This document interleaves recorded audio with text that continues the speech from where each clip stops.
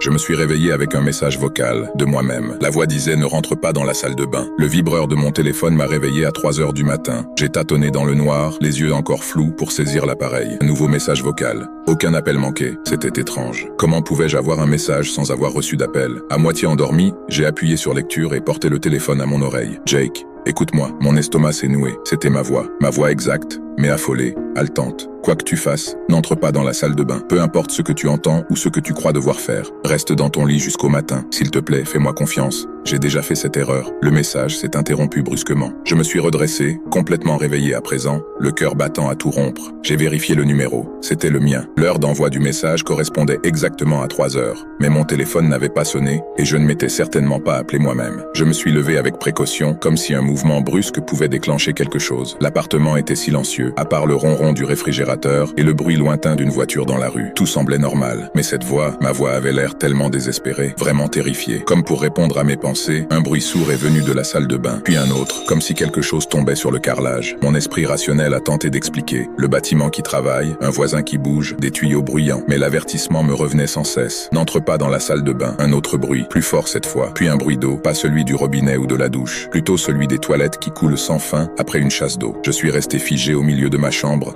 incapable de m'approcher, mais tout aussi incapable d'ignorer le bruit. Et s'il y avait une fuite, un tuyau éclaté, mon appartement risquait d'être inondé. J'ai vérifié mon téléphone, espérant un nouveau message. Rien, juste ce message impossible. Alors que j'hésitais encore, la lumière de la salle de bain s'est allumée. Je voyais la lueur filtrer sous la porte depuis le couloir. Je ne l'avais pas laissée allumer en me couchant. « Il y a quelqu'un » ai-je lancé, la voix tremblante. Pas de réponse, mais le bruit de l'eau s'intensifiait. J'ai envisagé d'appeler la police.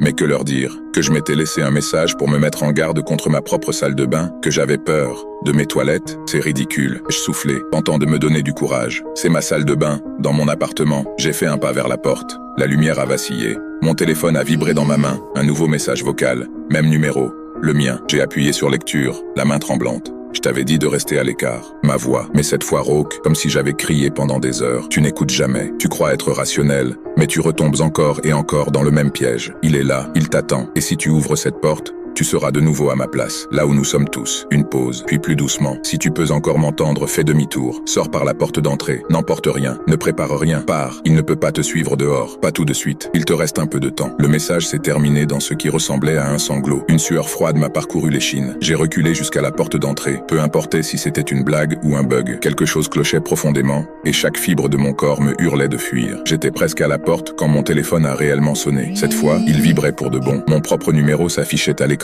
Je n'aurais pas dû décrocher, mais la panique a pris le dessus sur le bon sens. « Allô » ai-je murmuré. « Tu es encore là ?» Ma voix, fatiguée, résignée. « Je peux te sentir. Nous sommes connectés. Toutes nos versions. Chaque toi qui a déjà fait cette erreur. Qui êtes-vous » ai-je demandé, même si je savais que la réponse n'aurait aucun sens. « Je suis toi, le toi d'ici 20 minutes, celui qui n'a pas écouté les avertissements et a ouvert la porte. Et maintenant, j'essaie d'avertir le prochain moi, comme celui d'avant m'a averti, et celui d'avant lui. Ça ne marche jamais. On ouvre toujours la porte. Mes yeux se sont tournés vers la salle de bain. La lumière était toujours allumée, mais l'eau ne coulait plus. Qu'est-ce qu'il y a là-dedans? Le temps, a répondu ma voix, pliée sur lui-même. Une boucle. On ne peut pas s'échapper. Je ne sais pas comment ça a commencé, ni pourquoi ça se passe dans notre salle de bain, mais une fois la porte ouverte, tu te verras. Et alors, tu deviendras moi. Tu feras cet appel. Encore. C'est impossible, ai-je dit. Mais je perdais confiance. Je sais exactement ce que tu penses maintenant, a poursuivi la voix. Tu te demandes si tu deviens fou, si quelqu'un te fait une blague. Tu cherches une explication logique. C'est exactement ce que je pensais. Regarde la porte, a dit ma voix. Je me suis retourné. Mon sang s'est glacé. De l'eau s'écoulait sous la porte, s'étalant dans le couloir en une flaque sombre. Ce n'est pas de l'eau, a murmuré la voix. Ne la touche pas. Le liquide s'étendait de plus en plus vite. Il s'approchait de mes pieds. Cours, a crié ma voix. Tu as encore une chance. Je n'ai pas attendu. J'ai ouvert la porte d'entrée et j'ai dévalé les escaliers sans même refermer derrière moi. 3 étages plus bas, j'ai atterri dehors.